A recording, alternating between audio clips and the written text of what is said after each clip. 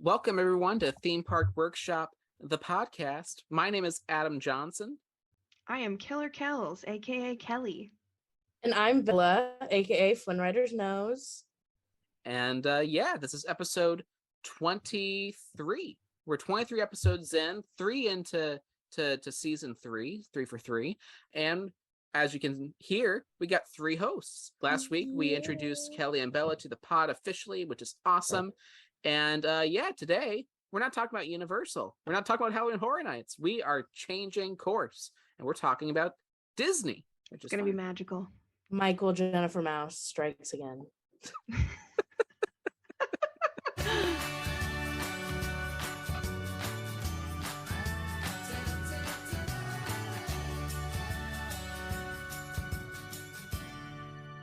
Kelley went to Disneyland the other week. I did, in California, Anaheim, California. And so very excited to hear all about that. But before we get into that, there were a lot of Disney announcements that this theme park show just never broached the topic of. D23 Expo happened, and I think that's a lot of what could be said. That's the most could be said about it. It happened. I'm sure it was very fun for the people who were there. For the news hounds, it was a little bare. And, there's some like straggling announcements and stuff, but they had a whole parks panel. You also had like your normal Marvel panel and your Legends panel. And, it's kind of fun following along with that. But I kind of wanted to ask y'all from the D23, were there any announcements that stuck out to you? We can talk about that in our little news segment before going into Kelley's grand adventure. I have one. Oh, go. You go. Oh, okay. D23, like you said, Adam, it happened. It was an event that took place for 3 days in Anaheim, and it happened. And I feel very strongly about one thing. Well, 2 things. First thing, the Little Mermaid teaser. Amazing. Oh, yeah. Incredible. Yeah. Beautiful. Cried. But the second thing, they are replacing Harmonious in 2023, and I feel some sort of way about it because Harmonious is like my favorite Disney like nighttime show besides Fantasmic that will always hold the #1 spot. See you soon. But not Enchantment. Harmonious, it's just like, I think it's the most beautiful show that Disney's ever done. And like, I understand why people may not like it because it's all IPs basically. Mm-hmm. But like it incorporates them into each country in such like a unique way. And with Someday at the very end, I was literally just talking to my friend about it today, about how that's such a good finale. And like, especially after the last few years, like this country and the world has had, like, it's just like such like, I just got chills thinking about it. Like, it's such like a powerful ending. And I like the barges. I think they're the coolest pieces of technology. I was a hater when they first put them out. I thought they were ugly, but they are like so cool. And like they shoot fireworks, they shoot water, they're screens. Like, what more could you want in a piece of floating technology? Like, they do everything, and I want one for my house. Disney in the living room. Yeah. Naturally. Yeah, duh. It'd be kind of fun. Or like put it out in like Lake Eola. Like, that's where they should move it when they're done with it. They should go put it in Eola. So we can go see it every day. But Harmonious leaving is definitely like the saddest announcement ever in the history of the universe that has ever come out of D23. I do think it's interesting, Bella, that I think that was a shock because I know on Twitter and like just people I follow were really starting to get that attachment to Harmonious. Mm-hmm. And then all of a sudden there was no Harmonious is like, kind of like, enjoy it while it lasts. That's right. Enjoy it while it lasts. Mm-hmm. Because Enchantment really never took off. I know they added the Walt Disney segment to it, and I think that helped people like a little bit more. But I know people are talking about like they cry during Harmonious and have the same reaction that you do. So the fact that that's going away, and it's the second Epcot nighttime show to close since Illuminations, which is still really fresh in my mind, from when I saw it like it's last weekend. I'm kind of surprised about that. Not surprised about Enchantment and it's being replaced by Happily Ever After. Or Happily Ever After is coming back in some capacity. I don't know if there's ever confirmed one way or the other. But yeah, Harmonious was a strange one. Yeah, and like I never saw Illumination, or Epcot Forever, so I don't have anything to compare it to. But like I knew Epcot Forever was like the in between of Illuminations and Harmonious, but the way they marketed Harmonious, it made it sound like it was the long-term show. So hearing that they're taking it away now, and like yeah, Josh said that like something bigger and better is coming, but like is it after the flop 50th? Like okay. But like I don't know, we'll see what happens. But Josh Dumaro, you're 2 points less on my like meter for you for taking away Harmonious. Yeah. And don't even get me started on Dino Land. Ah, Take Dinosaur away from me and see what happens, Josh. literally. As far as Nighttime Spectaculars for me, because I am sad. I saw it only once so far, but it is a really beautiful show. But as a basic biatch whose favorite show is Happily Ever After, I was pretty excited about that. That's pretty cool. So I'm excited to see that hopefully come back at full capacity or better ? But I'm excited to see that again in the parks because it's just, I watch it on YouTube, but it's just more magical in the parks. Then I was also super excited about the Hatbox Ghost. Yeah. I mean, I know that's like kind of a small thing. I wish they would bring I'll talk more about it later, but the Nightmare Before Christmas overlay would be cool. But Hatbox Ghost, I'll take it. Sure. Yeah, and coming out swinging with that, I also got very excited. I'm like, oh yeah, I get to see the Hatbox Ghost. Who knows when I'm gonna make it to California? So, it's much easier to pay a Magic Kingdom ticket than a California trip. As I'm sure you know. I do know that. I don't ask me about my credit card statement for this month. It's been there. And it was kind of cool being there during D23. I did not go to D23, but it was cool being around there. Saw some celebrities. Tim Tracker and Timothy and Dan Povenmire as well.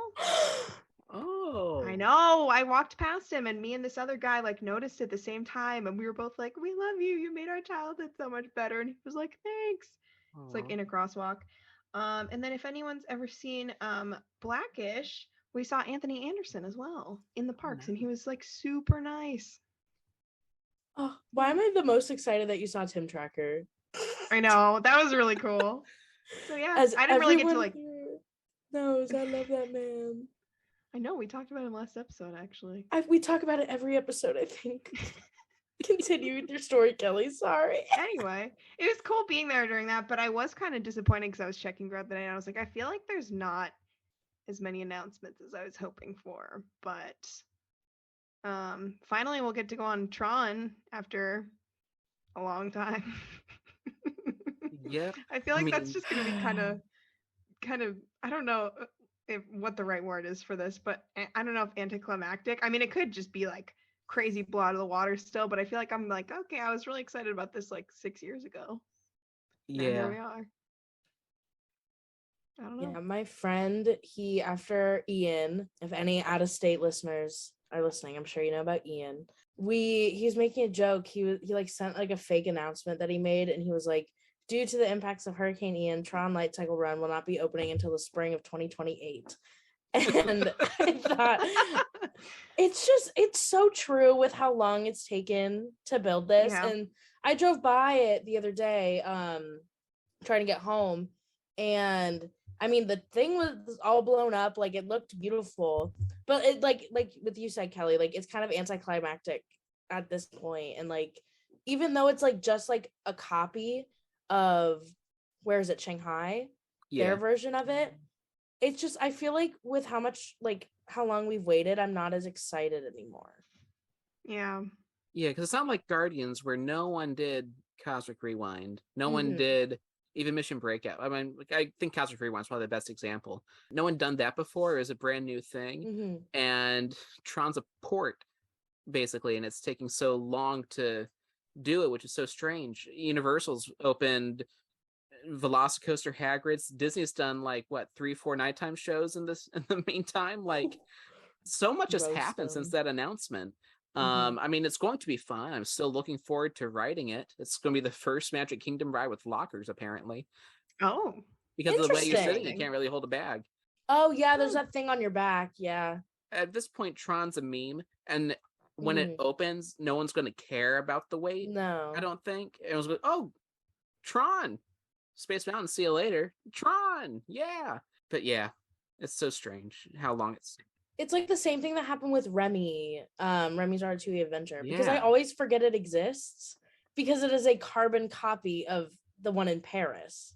And I Yeah. just don't think it's a good ride, period.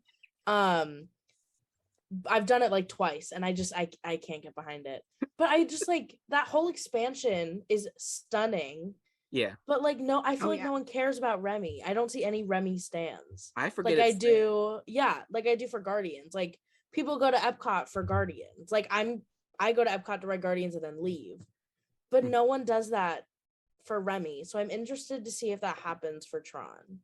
Good point. Yeah, I'm not sure. It's weird though that I forgot about Remy, obviously, but I forgot that it took so long to get Remy, which I think kind of goes with Tron being like, when that opens, no one's going to think about the wait, but will it have that same impact where it has no impact, which is certainly interesting because, again, yeah, everything's changed since then. But to back up to what you were saying, Kelley, about Josh D'Amaro and the Dino Land perhaps going away.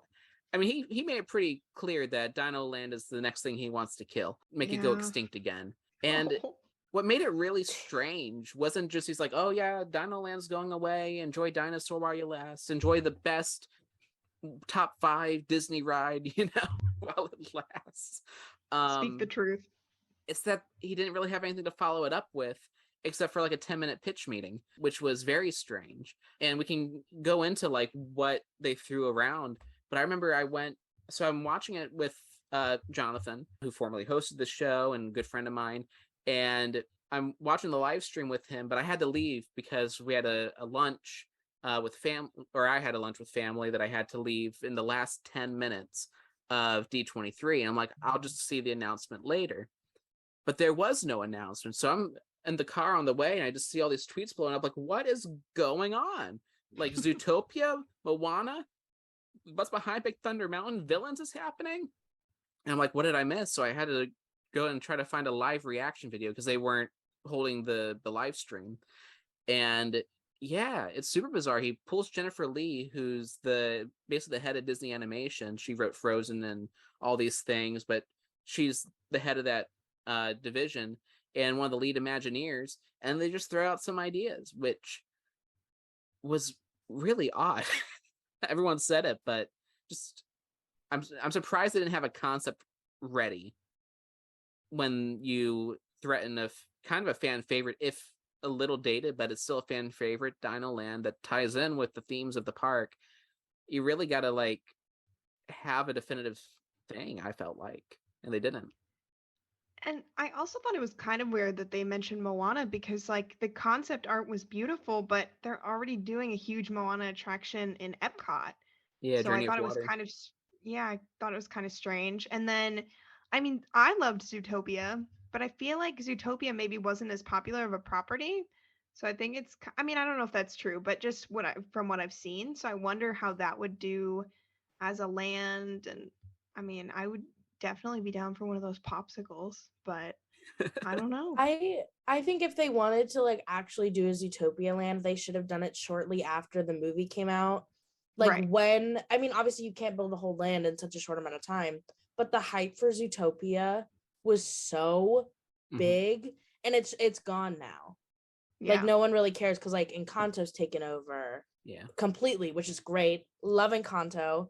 Talking about the possible Big Thunder Mountain thing, I would love to see Encanto back there, like they said. But knowing Disney, that's going to take at least 40 years. We're by the 100th year celebration, we're going to have Encanto Josh or Farr won't even be villains. around, or maybe he will, and he wouldn't have aged because he's actually Dorian Gray.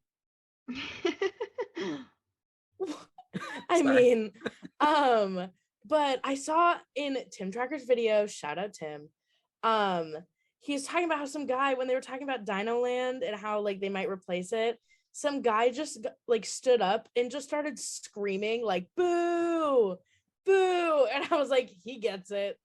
Wrong time to do that. I think that was kind of like inappropriate to do in a big panel with thousands of people, but I get it. He has the spirit. He was me. Sorry, guys. That was No, actually literally. me. Kelley I snuck in while I was at yeah. Disneyland. You heard it here first. Kelley snuck in. Snuck in. I dressed up as that man, and that was me. I mean, when you think about it, though, like they're throwing all these ideas out, so that's probably some helpful feedback. Trying to get the audience response to these things. You know, you throw out Moana, you throw out Zootopia. Okay, how are they reacting to this? And they didn't even have like real ride concepts either, or like show concept. No, like attraction ideas at all. It's just like, what if this is a story and you are going to like what's behind Big Thunder Mountain, which I wasn't wondering that, but I mean that's a good expansion pack. Parking lots.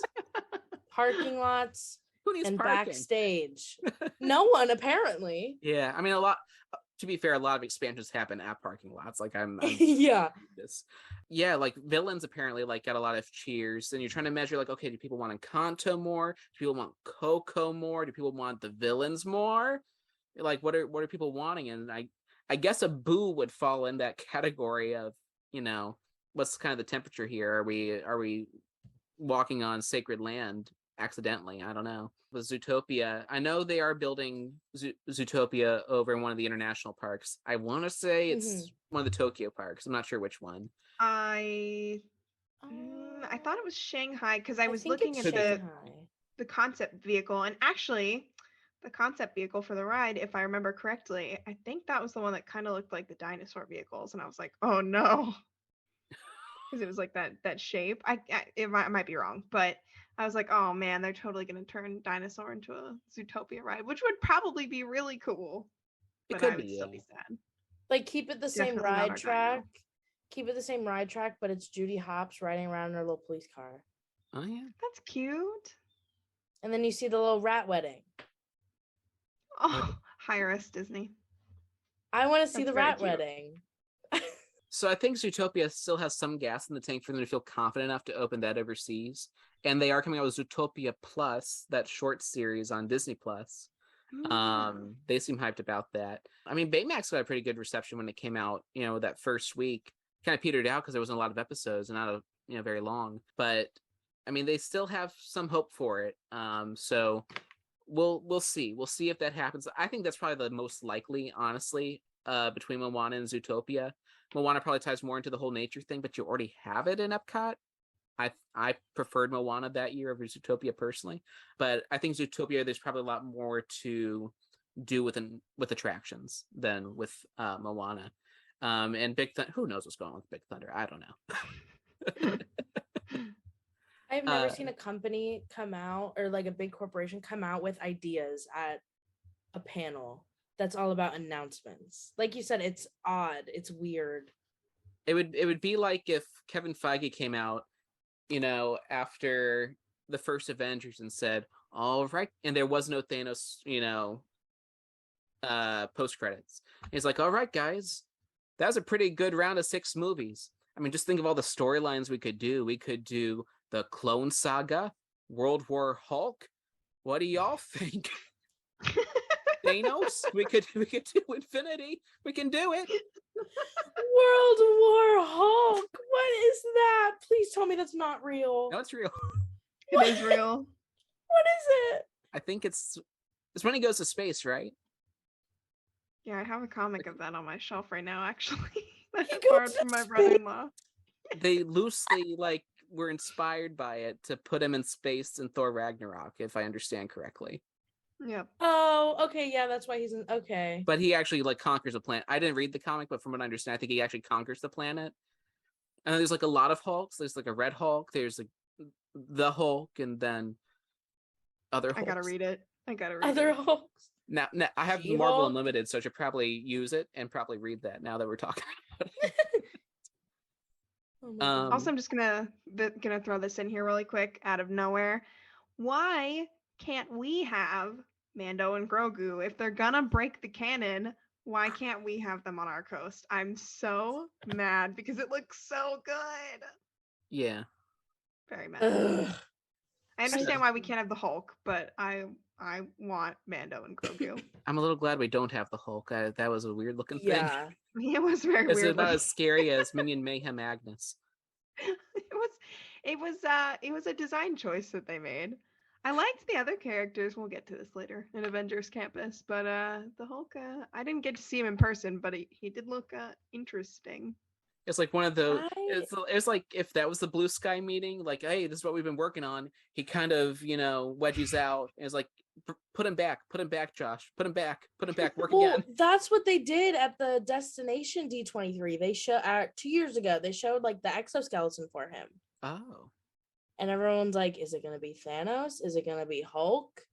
And then that happened. That thing that I guess you can call the Hulk comes out. He just looks like a marshmallow. Sorry to the people who designed him and the people. Actually, partial sorry to the people who designed him, because I just want to know what went wrong and where. Actually, that might be a little bit rude, but you know what I mean. There were a lot of checks and balances that had to get through to get to like, production. It's so cool, like that. When looking at the exoskeleton for it, like it's so cool, and like it looks light, which I could like. It's good that it's light on like a performer, but like,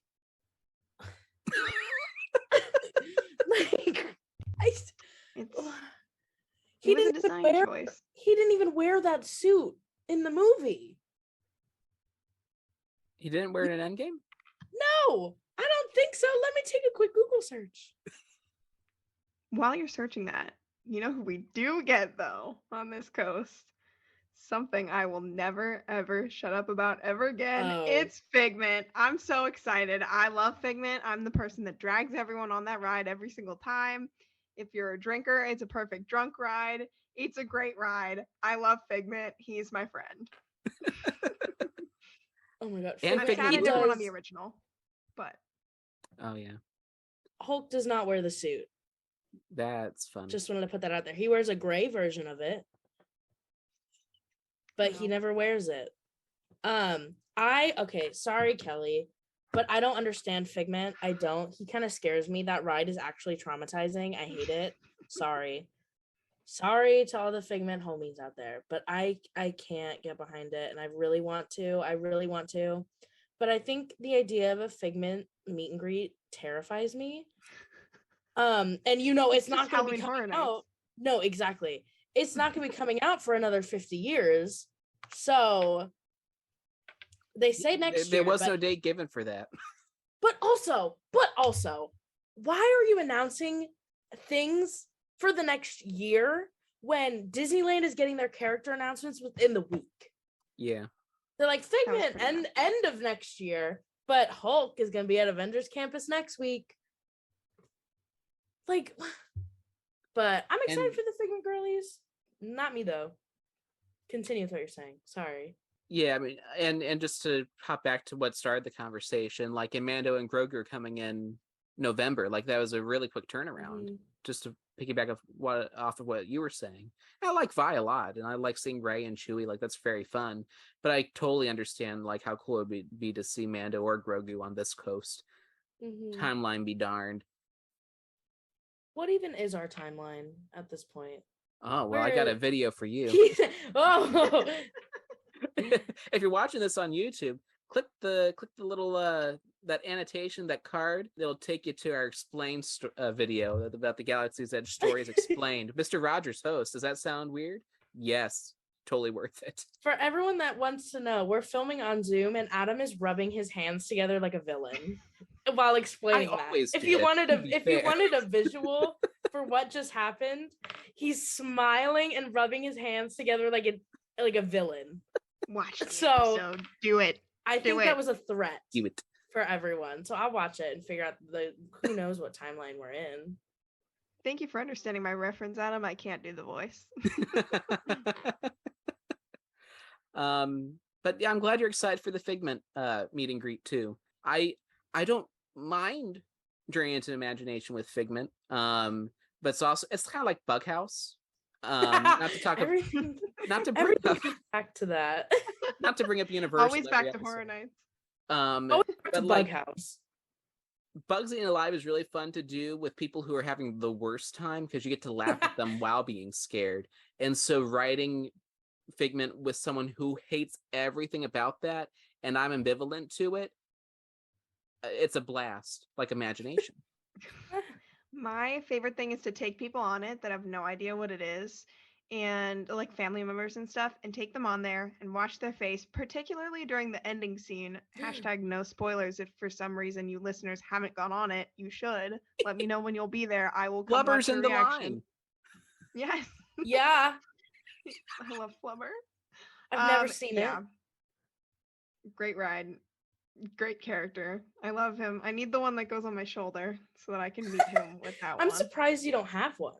I know, I should. I'm going You to have the Epcot popcorn bucket? this weekend. Yes, of course I have the popcorn bucket. It's on top of my bookshelf.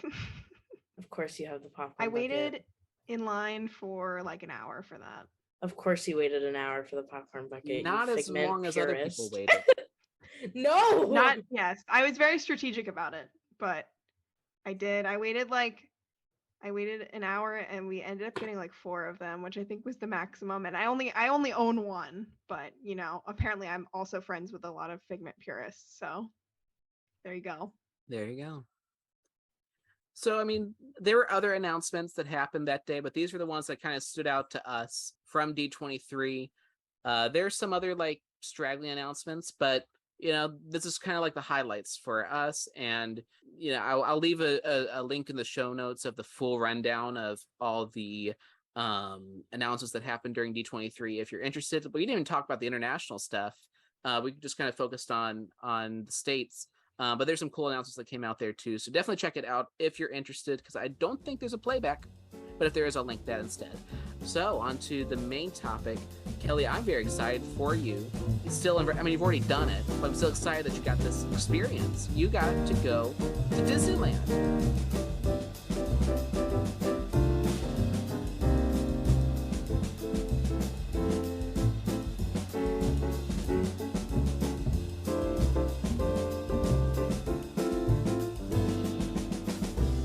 And it was the first night of Oogie Boogie Bash, which was not by design. We were gonna go later in the week, but by the time I went to buy tickets, the day they were released, I don't know if they weren't doing an event that night or if it was sold out already, but the only night we could go was the night, the first night of our trip. So, or well, not the first night of our trip, the first day that it was available, which was a Tuesday. So we went that opening Tuesday, and then I actually went a little bit viral on Instagram Reels and TikTok because I underestimated the power of Disney lovers and Halloween. So people were very excited because there was some cool stuff, and I'm excited to talk about that. But it was my second time at Disneyland, but it almost felt like my first time because I never saw Avengers Campus before and the Halloween stuff and Pixar Pier. So I went last in 2016, and I feel like so much has changed since then. So there was a lot of new stuff. And then my husband, it was his first time, and he's also a huge Disney fan. So that was really cool to see his reaction to everything too. What was your favorite part of Disneyland in general? And then we'll get into Oogie Boogie Bash. Okay. So Disney California Adventure is just because I am a huge Hollywood Studios fan. Like Epcot is starting to get up there as my favorite. I don't know, but Hollywood Studios has always been like my favorite. MGM, all that. Disney's California Adventure really is like, I don't know, a cooler version because it's got more rides and more stuff. So like I loved California Adventure. I liked Disneyland. I feel like it was like the way my husband and I both agreed on it is it's better than Magic Kingdom because it's got a lot more like rides and a lot more things to do. But like as a whole, Walt Disney World is always going to be our favorite. You know, we have Epcot, so I love Epcot. You have Figment. Yes. Love Figment. They don't have Figment over there. But circling back to your question, I think my favorite thing was actually at Disneyland, which was the Haunted Mansion Holiday layover. It was like I think it was the first ride we did. And I literally started sobbing like when we were in the line. Like my mouth was just open the whole time. And I was like making little videos and stuff. I did not videotape anything the first time we went on that ride because I was just like in awe. It was so cool. I'm so jealous that we don't get it here because I thought that they had to close down for a long time. And that's not like, that's why we did it. But it only closed down for like 2 weeks. So I think it's just that I don't know. I heard sometime that Disney World is like, well, we're the destination park, so we got to keep it Haunted Mansion regular all year round, blah, blah, blah. So I think that's lame. I think it was so cool and they needed to add it here. But that was probably my favorite thing just in general was, and Oogie Boogie Bash was cool, but Haunted Mansion Holiday was just lovely. It was my favorite thing, probably. It looks so fun to do, like even on like cool special features. I'm not sure if it was like one of those travel channel documentaries or it was like a special feature on the Haunted Mansion 2003 movie, or it could have been on a Pirates of the Caribbean DVD. I can't remember, but I remember it being like, oh, it's probably the Night Before Christmas DVD. Actually, now that I think about it, that would make sense because it is Nightmare Before Christmas, and it always looked cool. And seeing it on YouTube, however much I've seen of it, like it always looked like a really good time. And with the theming and the music, like Danny Elfman wrote some good tunes for that movie. Yes. He played Coachella? What's that? What? He played Coachella. He did. He played the scores. That's right. That just made me think of it. That's Sorry. amazing. Think of it. Continue.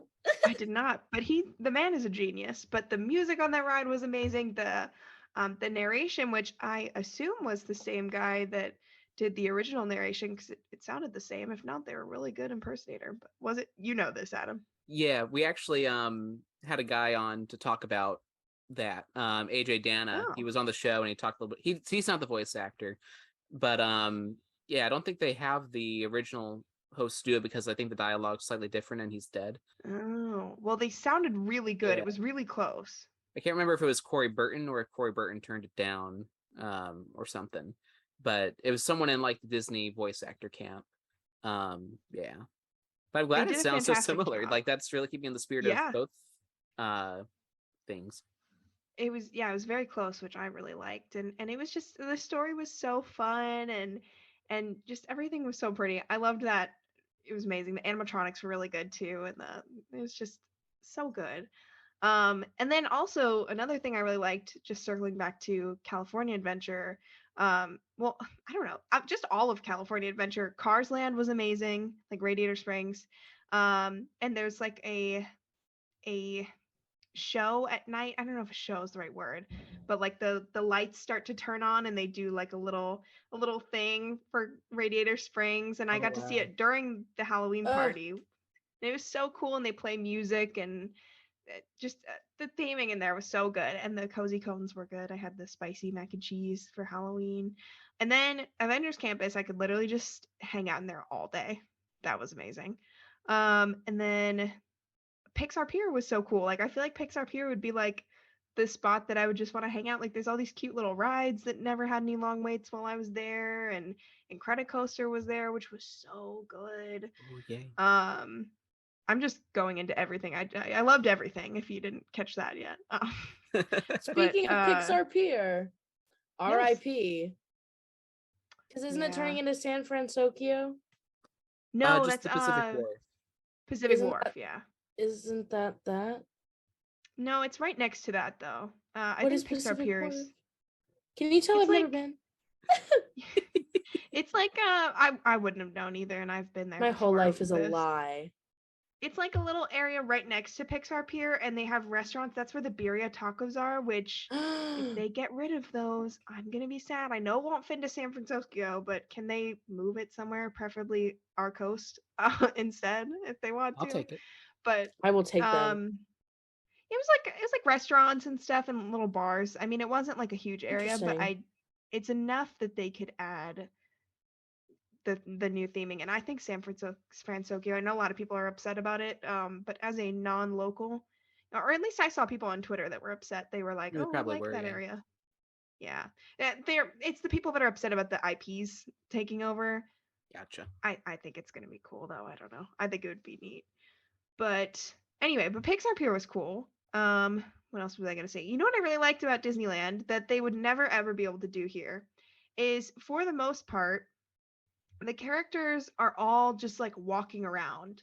They just like kind of like walk up to you. So the interactions that you have with them are so genuine. Like we saw the Mad Hatter and Alice, and we were standing by the teacups, and they just came and walked up to us and started talking to us, and we took selfies with them and stuff. And then they jumped on the ride. They went on the teacups and they rode it for a round. And like, and then in Avengers Campus, like Spider-Man didn't really do this because he would like run after his show so that no one would stop him because he would be stuck with a line. But like most of the characters were just like kind of wandering around and you would just talk to them. There was like this high platform as well where they could talk to you from above too if they were maybe more popular characters.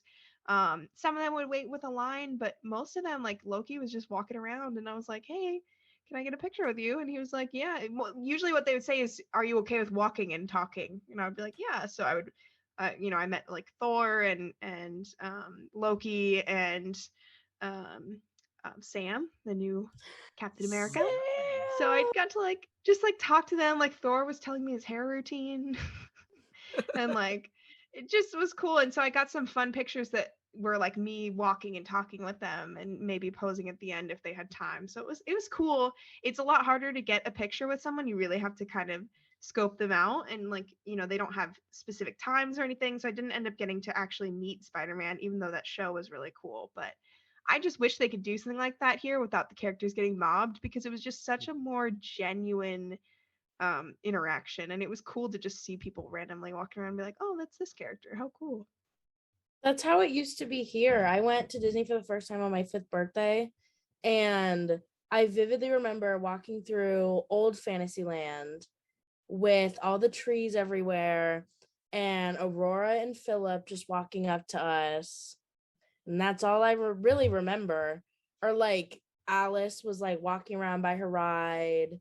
So I wish we still have it, but like exactly like you said, like they would just get mobbed. And I like how in Disneyland, how you said it's more walking and talking. I love every video I've seen of that because like you said, it's more like genuine and authentic. And I just think it makes for really cute like candid moments and like candid pictures. I think it's so cute. And I feel like their characters, like, yeah, like obviously like Thor, like, talking about like Asgard and stuff, but like I feel like they can just say whatever they want. Like, why would Thor be talking about his hair routine? I love it. I've seen hilarious. videos of Captain America talking about tater tots. Like, I think it's the greatest thing ever. And I love it. Yes, and like I got a really good picture of like as Sam was leaving, he gave me like a fist bump, so I got like a picture of that, which is like probably not something that I would have done if I was just talking to him as like where you stand up and take a picture. So it was just so cool, and I liked the way they did characters there, including at Oogie Boogie Bash, which we'll still get into in a second, and I'll talk more on that. But just the way they did characters over there, even though I know that they couldn't quite do it that way here because it's just a different crowd, but it was really, really cool. Speaking of being different than Florida, it was a record heat wave when I went. It changed like literally the day we left. It was 108 degrees on Sunday, our first day. And I gotta tell you, didn't even feel hotter than Florida. It actually felt better than Florida still in the summer. It's dry. Because it's dry heat. It's not humid. Yeah, they're always like, that's the dry heats. Yeah, they're right. It was a lot better, honestly. But it was still hot, obviously. But the problem is they're not prepared for that there. Like, you don't think about that. Like, we have very few outdoor queues, or at least like mostly outdoor queues that aren't covered. We have, if it's outdoors, it's covered, but most of our stuff's in the AC. Even like indoor rides, you're waiting out in the heat and there's no shade anywhere. And like, we were trying to get water on the day it was 108 because obviously it's hot, you're going to drink water. There were like all the outdoor stands were out of water or weren't open. Like, there were not good places to get water. And it was just kind of like, I'm used to Florida where, we are like, oh, it's so hot at Disney, but we're a lot better equipped for it in Florida. It was kind of crazy there. So I would like to go back when there's better weather eventually. But I mean, that was just kind of interesting for me. It was like, oh, why is this queue outside? Why is the queue for Soarin' outside? This is weird. So yeah, I wouldn't even think about that. Yeah, like even I didn't go on Soarin', but you didn't go on Soarin'? No, because it's the same over there. Oh, it's still around the world? Yeah, they're not. They were doing Soarin' over California as an overlay over the summer, but not when I was there. Anyway, I'm sorry. What were you saying, Adam? No, I was gonna say, like, to your point, even at Disney Springs, like, we just asked for a cup of water. Actually, I think my brother's girlfriend asked for her whole like reusable water bottle filled, And she's like, oh yeah, definitely. Like the lady who was working Wolfgang Puck. She's like, oh yeah, definitely. And I'll throw in some extra ice too, just to make it better. Like here at Florida, Oh, they're like hardcore about water, but yeah, I wouldn't even think what kind of effect that would have over California. Obviously I've never been, so I'm not like as familiar with the weather. mhm. But how that design choice is so different based on what the normal weather would be. Yeah. And we literally, I'm not kidding. People were freaking out about the heat. I saw someone on a stretcher. I heard cast members talking about people passing out. Like, people were like dropping like flies. And we're all like, oh, we're from Florida. We're fine. So it was just kind of like a funny contrast that I'm like, oh, you guys think it's hot here? That's crazy. But yeah, it's just, it was hot, but they were dropping it out there. It was crazy. So It's like when northerners come here and like it's like 70 degrees and everyone here is like in winter coats and they're in like shorts and tank tops. yes. And they're like, this isn't cold. It's They're like in the the same beach. thing, but opposite. Yeah, they like go for a swim in the ocean. You're like, what are you doing? Literally. This is oh my sweatshirt God. weather. After Ian, on Thursday, it was 63 degrees outside in Orlando. What a weather. And I was a frozen ice cube because it was windy still. And I'm driving around with my friend and we had the windows down just to like, because it was nice out. And we had to roll them up like 5 minutes in because it was so cold. Anyway, back to Disneyland. It was cold. Adam, you mentioned Disney Springs, and I'm glad you did because downtown Disney. So let me first mention how I set up my trip. So we flew in on a Saturday. We left at like 7 a.m. here, got there like 9 a.m. their time, which I was exhausted after a 4.5 hour flight, 4 hour flight straight through. So we got there and then we, went to the Disney area. We checked in the hotel and we went around LA a little bit before that. And then we went to an Angels game that night. And then Sunday was our first day at Disneyland. And we did park hoppers every single day because I was told to do that. Because if anyone who's listening doesn't know, the parks are literally right across from each other, like even closer than the two Universal parks. You can walk, I think, within like 60 seconds and get into the other park. Yeah, it's literally right there. It's so wild. Crazy. Like park hopping is insane, and you can start hopping at 1 there, which was really nice. Also, I wish Disney would move it up to 1 p.m. instead of 2 at Disney World. But anyway, park hopping was really cool there. So I was gonna do, separate days for each one, but I was told to get a park hopper. So we ended up doing 3 days with park hopper. So Monday we did a day in LA, and then we did Oogie Boogie Bash on Tuesday, and then Wednesday we went to the parks, and then Thursday I was planning, we'll just hang out like in the downtown Disney area all day and do stuff around there, and then Friday go back to the parks.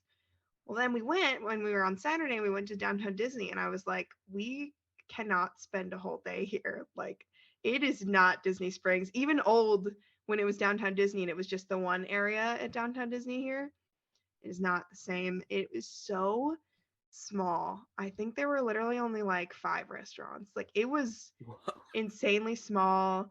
There were not as many shops. It was not as atmospheric. It was disappointing. And I'm sorry if there's any Disneyland lovers who for some reason love downtown Disney. It was fine. I went to a restaurant there called Jazz Kitchen and it was delicious. But other than that, I was pretty disappointed by downtown Disney. So we ended up doing other stuff that day around Anaheim. But did you get the pickle corn dog? No, I did get a corn dog from that place, but I was scared of the pickle corn dog. Oh, I wanted to come to Florida so bad. I like pickles, but not like that. I don't know. And Kevin doesn't like pickles, so at all. I've not heard of it. So is it a corn dog in a pickle? Or no, it's the pickle. Like, is it the no. pickling? It's the hot dog inside of a pickle. Yeah. With the corn dog batter and corn dog fried or whatever it's called. It had it was like tempura fried, so it was like crunchy. Yeah. So I got the tempura fried corn dog, but I didn't get the one with the pickle in it because I know I should have gotten it to report to me to report back, but I don't like pickles like that. I like them as Kevin always says. I like it as a friend. I'm not in love. I love pickles as a lover. That's my husband right there. Romantically involved with Yes. pickles. No. I love pickles. No, but I can report back that the churros at Disneyland are better than ours. A lot better. I'm not really a churro galley, and girly, and I think I had a churro girly, and I think I had a churro at least once a day when I was at Disneyland. As you should. The pumpkin spice one was the best one. That sounds. Then they had a pumpkin pie dip for the regular churros too, which was also good. Pumpkin beignets. Did you try? Yeah, the beignets. Oh. Those were a little disappointing to me. Oh. They were, I don't know. They were okay. I mean, beignets are just good, but as far as beignets go, they weren't my favorite. Not as good as I don't know, other beignets I've had. I was trying to think of specific ones. I mean, I've been to New Orleans, so obviously it's no Cafe du Monde, but yeah, I mean, they were all right. I felt like the pumpkin ones didn't really taste like pumpkin that much. Maybe I got a bad batch. I don't know, but they had like a hibiscus mint julep, non-alcoholic, because it was Disneyland Park, which is dry, I think, except for Galaxy's Edge in just the bar. I don't even know if that counts. It's probably still technically a dry park, but anyway, non-alcoholic, but it was delicious. It was really good, and I think I got 2 of them because I loved it. Mint juleps are so good. I've heard a lot of hype about these mint juleps. We have one at Casey's. Oh. It's good. Also non-alcoholic because Magic Kingdom, but yeah. I didn't go to the Lamplight Lounge, I think it's called, at Pixar Pier, which I know has the best cocktails, but it was packed. So we got cocktails and drinks elsewhere when we were at DCA, but it looked cool. I know they have cool stuff there. But yeah, anyway, Disneyland, unless anyone has any other questions. Oh, well, there was a couple ride comparisons I wanted to get into also. Space Mountain, unpopular opinion, I think overall ours is better. Whoa. And most people don't think that. Interesting. How'd you feel about the different ride vehicle? Okay, so it was a lot less embarrassing to get out of. I hate getting out of our ride vehicle. So true. So true. With the one seat. My hip pops out every time. Yeah, and then you feel like everyone's just staring at you when you're getting out. And there's nowhere to put your backpack. Anyway, the ride vehicles were more comfortable, but I don't know. So, okay, as far as aesthetics go, Disneyland has this beat by far. The ride looks cooler, the launch looks cooler, everything looks cooler. The music on the ride itself is better as well. It's very fun. Like, I don't know if you guys have heard it, but it's a bop. Oh yeah, we don't even have music here. Yeah, I was gonna say I don't think. Well, we should. It's like weird noises. It's like that. It's like space noise. Yeah, we have like space noises. But our music in the queue is really good. I don't know if it's called like the Stargate or whatever. That is so. I listen to that sometimes when I'm trying to focus. It's just the hour-long version, the hour-long video. Yes. With everything. Yes. RCA leads the way. Yes. It's so good. But as a ride itself, I felt, in my opinion, I felt like it just kind of went around in circles. I don't know. It didn't feel like as fun of a roller coaster to me. But Space Mountain is like one of my favorite rides, which I think is also maybe unpopular as far as the mountains go. I know a lot of people like Thunder Mountain more. I don't know, but I'm a Space Mountain girl, and I think ours as a ride is better. Aesthetics are better over there. However, Thunder Mountain and Pirates are both better in California by a lot. They're really good over there. Yeah, I see the videos of Pirates and I'm like, why can't you? It's crazy. Pirates is one of my favorite rides at Magic Kingdom. And then I made the mistake of watching a Disneyland video, and now every time I ride Pirates here, I'm like, you need to be longer. Like, have you watched the Shanghai one? Yes. Oh my Lord. That one's just crazy. It's like amazing. That's a cool ride. I love how Blue Bayou is in Pirates. I think that's so cute. My friends went to Disneyland at the beginning of the year, and they were able to get Blue Bayou reservations by luck. And they sat at like the table closest to the water, so like they were able to see it. And I was just like, why can't we have something like that? I mean, Three Caballeros if you count that. But oh yeah. And Living with the Land, you go past the garden and Pinocchio. Oh yeah. In Small World, I can't forget about that one. Pinocchio's Village House and Choice of Meatballs as you see the happiest voyage on Earth. With the signs telling you the signs making you dance or wave at them. Yeah.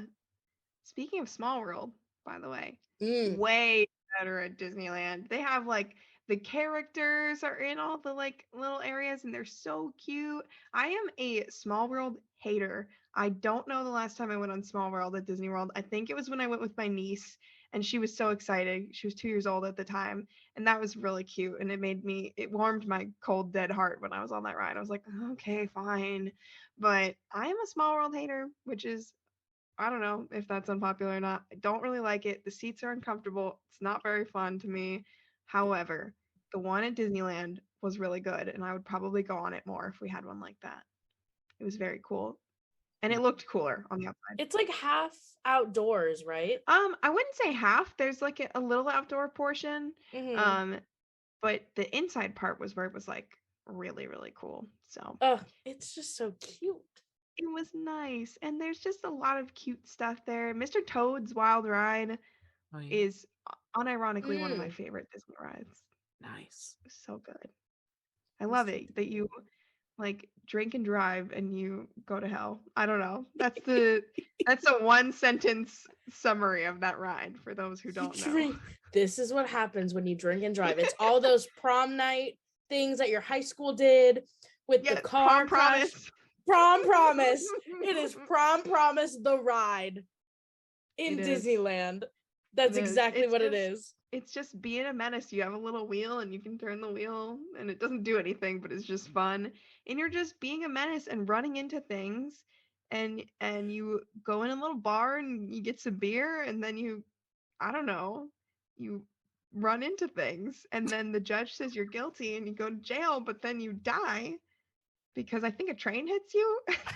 Go to hell. I've never heard... That doesn't happen in the movie. There's a movie? Yeah, The Adventures of Ichabod and Mr. Toad. I've never understood the plot of that ride. No one has ever explained it to me. But that's the funniest thing I think that's ever been created. That's funnier than the Hulk at Avengers Campus. Like, that's funny. It's just doing crimes and dying, and it's genuinely like it's probably one of my top 3 favorite rides that we did there. At least top 5. Did you see the Scary Witch in the Snow White ride? Yes, Snow White ride was really cute. I liked that a lot. Did you like the new ending? Yeah, I thought it was cool. I liked it. I was terrified of that ride. It's been a while since I've heard about Enchanted Witch. I don't think they kiss anymore. Oh, gotcha. You might be right. I don't remember because I know there was like an uproar about it around the time it was going to be refurbished. I think that's what it is. If anyone's watching this on YouTube, sound off in the comments or tweet us, please. But I don't know. I don't remember what the original ending was because it's been so long. I mean, because I know she sits up. They had the scene, but you know what? I don't remember if they kissed or not. But it was beautiful. Like, it looked really cool. Mm-hmm. What else? Alice in Wonderland Dark Ride was very fun. I liked that a lot. Outdoor teacups. Outdoor teacups was cool. I did that at night, and that would highly recommend because it was hot during the day. Yeah. All the lights, the lanterns above it looked really cool at night because they were all different colors and shapes and stuff. Probably my top 3 favorite rides were obviously Haunted Mansion Holiday, Guardians. I used to be one of those people that was like, oh, they can't touch Tower of Terror because Tower of Terror is one of my favorite rides at Disney, definitely my favorite in that park. They can tear it down if they want to and turn it into Guardians. That ride was so good. And I'll get into the fact that there's a Halloween overlay when we talk about the Oogie Boogie Bash. That's right. But that ride is so good. It was just like silly and fun. And I loved it. And there's music on it. And I never got the Jackson vibe. Want You Back, but it's okay. It's fine. I'm fine. We got like 4 different songs on it, I think. Dang, girl. Out of 5 or 6. I don't know. I didn't get the one I wanted, but it's okay. And then I really liked Incredicoaster. So I guess that's 3. That would be my top 3 probably. And then Mr. Toad is an honorable mention. Because I love him. I love that chaotic Toad. So I think one question I have for you about Disneyland, because I'm just wondering about one of my assumptions. Like, it feels like the lands might be more complete than they are here. And maybe that's because of the roaming, and maybe because it's not like there's that weird hole where Stitch used to be, and Buzz that seems so old. here. Yeah. No, it is. Yeah. I meant to look this up. I think there are more rides at Disneyland than Disney World. So many.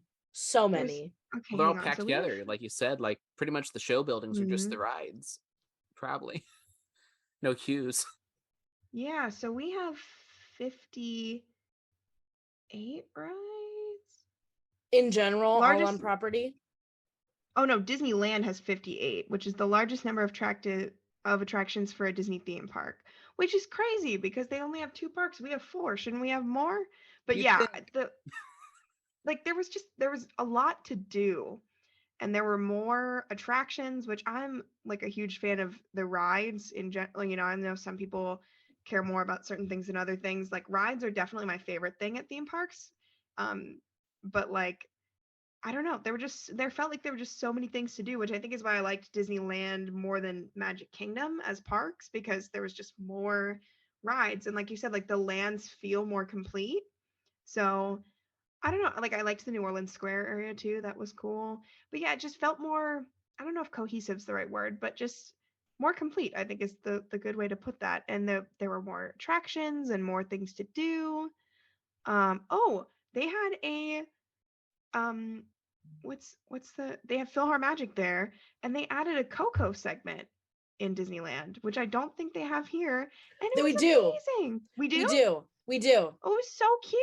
It I've got never seen added that. last year during like at the beginning of the 50th. Wow, you can tell that I have not been on that in a while. It's was so really cute. good. It is. Okay, That's I in need my to- top 10, top 5 Disney. I love Yeah. Philhar. It is really cute. It reignited my love for it going on it there. And it was so cute because there was a restaurant next to there, which we loved, called Award Wieners. And it was like a little hot dog stand. And they were really good hot dogs. Award wieners. Yes, I got the Waltz chili dog. Period. So good. Award wieners. Yes, and we were sitting there in that, there was like a little restaurant eating area like right next to PhilharMagic over there in California Adventure, and the guy that was working the ride was saying all this stuff like, oh, and you know, Donald's getting everything ready, you guys only have 8 minutes, and he was like making all these jokes and telling us to get backstage and all this. And he said that you could bring your food and drinks in the like show, which I thought was kind of cool. So we didn't end up doing that, but it was cool. So we saw it just because we happened to be eating over there, and I was like, oh, okay, let's go see it. And I saw the Coco thing, and I was like, this is so cool. They had a whole Coco area in DCA too, which was really cute. Did you see Mirabelle? No, I kept missing her. I know, and I didn't see Jack and Sally either. I kept trying to see both of them, and I was missing them. So I didn't see a ton. Well, okay, I did see a ton of characters, but only during Oogie Boogie Bash, which again I will get into.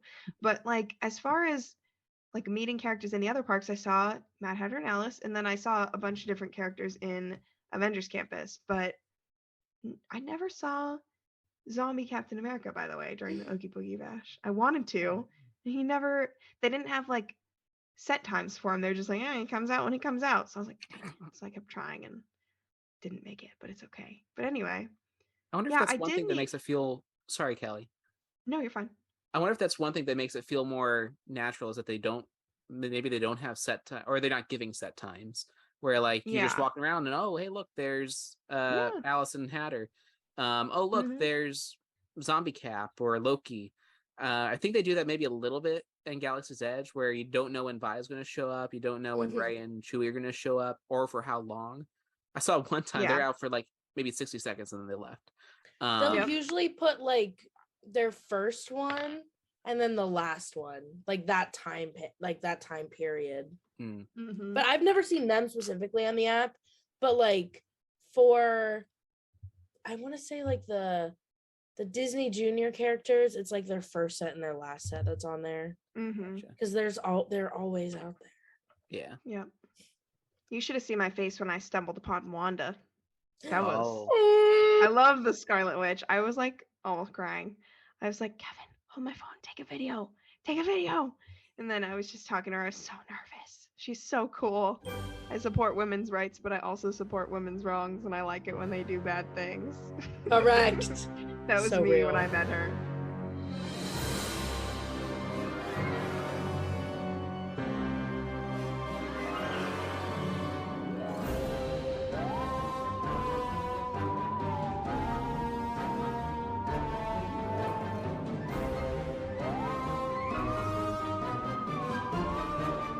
Anyway, I keep talking about Oogie Boogie Bash, so I guess unless you guys have more Disney questions, we can just get into it. Let's do it. Yeah. Okay, so Oogie Boogie Bash is really cool. I'm only going to be able to compare it to Mickey's Not So Scary as far as past years, because I am going this year, but I'm going in a couple days. I'm going this Friday from when we're recording, so I think it's better, but there's things about it that are better, so we'll get into that. So it depends. If you really like character interactions, I think this is the way to do it, because we did the treat trails. So for those of you that don't know, the treat trails there are not just, getting candy. For the most part, I think there's one or two that are like that. All of the treat trails are themed to different villains, and I think they're all villains for those. I mean, there's, you can meet Bruno, but that's a meet and greet, and you can meet the Kingdom Hearts characters as well. That was cool. It's very nice to see them. That's my natural reaction to Kingdom Hearts. And It's I saw the pictures on Twitter of Donald and Goofy in their Kingdom Hearts outfits, and I'm like, I shared the meme with my brother where it's like, God, I see what you do for other people, and I want that for myself. Dude, I'd melt into tears. The one that's like, I don't care that something good happened to you. I want that to happen to me instead. Yes. That's new to all of Disneyland. Correct. Yeah, well, so I didn't do any of the actual meet and greets because I went to meet the Sanderson sisters, and it was Clarabelle and Minnie and Daisy, I think, and they were dressed up as the Sanderson sisters, and they were like, yeah, that's going to be a 2-hour wait. And I was like, oh, for like a 4-hour event, I will not be doing that. I don't remember how many hours it was. Only a few, though. And so I was like, and same thing with Kingdom Hearts. The line was really long, so I only got to see them from afar, but I really wanted to meet Donald and ask him why he never ever healed me, because I took personal offense to that. But so the characters there in general are really cool, and it was cool because I got to see a lot of them even if I wasn't doing the meet and greet, because they were all outdoor meet and greets for those characters. So it was cool that I could still walk by and I saw Bruno and everything. But we did all the treat trails, and we started with Ernesto de la Cruz. Oh my God, that was insane. Like, that character design is phenomenal. It was beautiful. I loved it. So that was cool. I'm trying to remember. Which, for those of you who are listening online, like, who haven't seen Ernesto de la Cruz, like, he's gone viral. It's probably the most viral any Disney character's gone since Wanda showed up at the parks for the first time. Because it's like a really intricate costume, and I know some people are trying to figure out which parts are like a costume piece that's maybe more robotic, like machinery, and how much is like actually like his face and all that. That's crazy. I don't know if we've solved the mystery yet, but that must have been absolutely mind-blowing to see in person. It was, and I could not tell you which parts were real. Kevin was asking me, he's like, are those real? I was like, I have no idea. I don't know what's real. Nothing is real, but it was really cool. And him talking about how he wasn't the villain and stuff while we were in there, it's just very fun. They also had a large variety of treats, by the way. Like, each treat trail, you stop for cast members like 6 times, like, and get different things. I mean, my treat bag was full by like the 3rd trail that we went to. It was crazy. But they had grapes and carrots and also candy and cookies. I don't know. They had all kinds of things. They had those pirates booty, like popcorn things. Yes. Amazing. Or whatever they are. Puffed corn. I don't know. It was delicious. But it's good. They had a lot of stuff and a lot of like whole grain stuff. Like, they had sun chips and whole grain goldfish. I don't know. They had a huge variety though. So that's cool. But bring a bigger bag, apparently, if that's what you're there for, because I was not there for that because I had to fly home. But they give you a lot there because each trail just has so many spots for it. And then we saw Oogie Boogie after that, and he was so cute. I love him. My husband Kevin is obsessed with Oogie Boogie, and he was wearing an Oogie Boogie shirt, and I posted a video of this on TikTok, but he was like, what are you dressed up as? And Kevin was like, I'm you. And he was like, oh, horrible. I love it. And it was just so cute. Oh, I loved seeing all your TikToks. You were all over my For You page, living rent free on my For You page. I've never gone viral before. It was kind of weird. But it was just so cute. I felt kind of bad because the person behind us was wearing the same shirt as Kevin, and I think he was hoping he would get a similar reaction, and he did Oh, not. I'm so sorry if you're listening, sir. By any he'll be one of chance. our dislikes, or they'll be one of our dislikes. Please don't dislike he our found video. I'm Kevin. sorry. But that was us. I'm just trying to remember. Like Cruella was really cool because it was the new Cruella. Oh. So that was like kind of an interesting take. She made fun of my outfit. I was just wearing a Disney dress, and she was like, "Oh, that's interesting." I was like, "Dang, it's a fashion icon." That was so mean. I was wearing a tarot card Nightmare Before Christmas dress. I was like, "Ouch." Okay. Oh, Sid was fun from Toy Story. Oh, Mhm. yeah. Oh my gosh, I know I'm gonna forget someone, and someone's gonna be sad about it. Maleficent was cool. Mother Gothel was hot. Cool. Pause. Pause. Sorry, y'all. She was. She was. She had a. I'm good. I'm good. Okay. Okay. It's Probably fine. wouldn't She had mind. a. Know that whole thing where people are like, "Mommy, no, mom," because That mother that knows was that. me on the inside. That was me on the inside. There was a girl dressed up like Rapunzel, and that looked like a fun interaction going on there. But she had like a dagger, and she was like, "This isn't a dagger. It's just a letter opener." And she was just very silly, and I love her. I love her. Mm. It was just cool because like you got to go up and talk to them. So one of my videos that went viral was me talking to Dr. Facilier on his street trail, and he was asking me how the candy was, and he leaned down and was talking to me, and he was like, "Where's the 100 grand? I heard they were giving out 100 grand." I was like, "I don't know, I didn't get any." And someone behind me was like, "Oh, I have Three Musketeers," and he was like, "Assistant number one is 100 grand a candy." Oh, get out of my sight. Like he was like all annoyed. So he was very like silly. And I just got to be like up close and personal with him. And I was like, this is so cool for something that's not like, an actual meet and greet where you're standing in line forever for it. So it was nice. I saw a video of Dr. Facilier. I don't remember what led up to it. I'll have to find it in my likes. But he goes, "I love gaslighting. Raise your hand if you love gaslighting. Raise your hand." I'll have to find it and like put it on Twitter like once this podcast goes out so people can see it. But it was the funniest thing I have ever seen. I'll have to find it. He like, I wish I remember what it was, but he was like, "I love gaslighting." Like with his hands up. That's like amazing. I was like, I get you. And I love that for you. Gaslight gatekeep girl boss. No, exactly. I don't know how many friends he has on the other side, but the friend of him that I met was phenomenal. He was so funny and in character and just very sassy. All the villains were just so fun to meet because they're all like, they've all got like a sass to them. Sid was like just kind of bullying people and yelling at people and being a child and like talking crap about his little sister. Like, just it's just so good. Oh my gosh, I hope I'm not forgetting anyone on the meet Did and you greet. see Agatha? Yes, I was forgetting Agatha. How could I forget her? We had a good conversation too. She had a Here Lies Sparky gravestone behind her, and she was talking about it. And she was God. all like, "Aren't you guys glad they brought me back this year? Because I am the star of this show." And just she was very fun. I liked her a lot. And she was talking about the dark hold and just she was amazing. Agatha was one of my favorites, honestly. I don't know how I was forgetting her. I was like going in a circle and I just forgot to put Avengers Campus in the circle, I guess.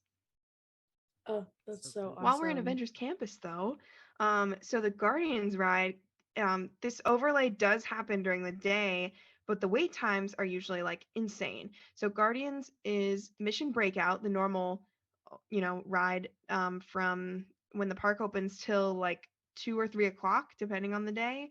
I think it's about 2 o'clock that it closes and switches over. And then, it's closed from like 2 to 3. And then at 3 o'clock, it opens as Guardians of the Galaxy Monsters After Dark. And so you go in there, which I had no idea this was a thing. I don't know if they did it last year or not. I'd It's never been heard going of on it. for a while. Yeah. Oh, okay. Yeah. I I mean, know. I it's know one really of our cool. friends. He just sometimes he's just walking around. He's going monsters after dark, monsters after Yes. dark. The song Monsters After. It was like a like it was great. Master of Puppets, hello. Basically, I literally kept thinking of Master of Puppets when I was on it. So like you go in, and I actually went on this version first because we didn't get to go on it the day before because it was like broken down in the evening, and we park hopped, so we couldn't go on it before the transition. So I went on Monsters After Dark first, and like all the safety spiels are like breaking up, and like it sounds all creepy, and the voices are distorted, and they've got like videos of like everyone running around like panicked trying to get like the monsters, um and you see Yondu's ghost in the video when you're That's walking great. in at some points. It was just like creepy. They had like a malfunctioning of the video, and they show Stan Lee at one point, which was nice, and everyone in my group was like and we all gasped. But it was just like, I don't know, it was just creepy. And we went on it and we're like, oh, this is kind of scary. There's like a sign out front that was like, not for younger children under 14 or whatever it was. I don't know. And I was like, oh, it wasn't actually that scary on the ride itself. They do have kind of like a jump scare, I guess, at the end where it's like a sound that's really loud that you don't expect. But as far as the screens, it was just like really cool looking monsters, but not particularly scary. And during the day, like the videos and everything change. But I think Monsters After Dark is the same every single time, or at least every time I went on it, which was like 6 times. It was the same video each time, whereas the other one, it was different each time, kind of like how Tower of Terror is different each time with the drop sequence and everything. Mhm.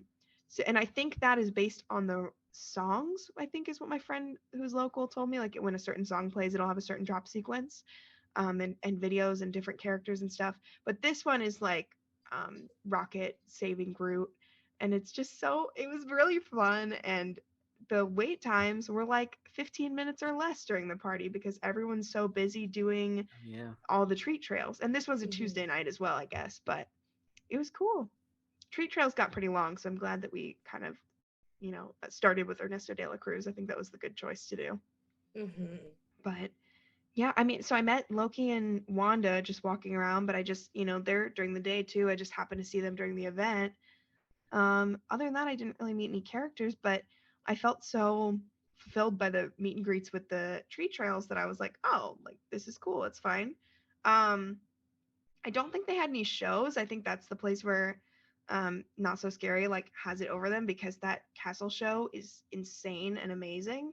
Oh, I think they did have a show, but it was like a kids, like it was like a trick or treat show or something. It looked really cute. We probably should have seen it, but we were just way too busy because I was like, we are hitting every single treat trail. Like that was my priority. So we did not Bus, have time for club, that show. another club, another club. Yes, that was me. We did the Villains Grove, which was cool. Oh, So what's that? think like a Halloween Horror Nights scare zone, but without any actors in it. So Oh. it's like, so you go through all these areas. So it started with from Hunchback of Notre Dame, and you hear people whispering like guilty, guilty as you're walking through, and there's all these like candles and fog, and it's like very creepy. And then you go through like Alice in Wonderland. This is probably out of order. And they have like the Queen of Hearts, and they have all these signs lit up with like that keep changing. And they had the hyenas like walking around on the wall with the green Cool. smoke from The Lion King. So that was just cool because it's literally like going through a scare zone, but without the like scare actors, which was awesome. So you just go through this whole treat trail, or not treat trail, like it's like an adventure trail. I don't know what it's called, but it's in like the Redwood area of California Adventure, like over where Soren is. I think it's like a kids play park during the day. I don't think it was open when we were there because it was like, this, but it just looked so cool. And they open it after it gets dark. So you have to wait until it's dark. We were in line for about 15 minutes or 20 minutes before it even opened, but it went by really fast. And it was so cool. We loved it. The lighting effects were phenomenal. How crowded That's so did it That get? was neat. Um, it was pretty crowded, but I feel like with the way that we timed everything, we got to do everything pretty quickly. But those tree trails will get like over an hour wait later in the night. Um, luckily the way we did it, I don't think it was too bad. And, you know, maybe being a Tuesday and during D23 and everything, I don't think it had started, but, you know, I don't think people were quite there yet for the most part. It wasn't super busy, but it was nothing compared to like the not so scary big crowds that they'll get for sure.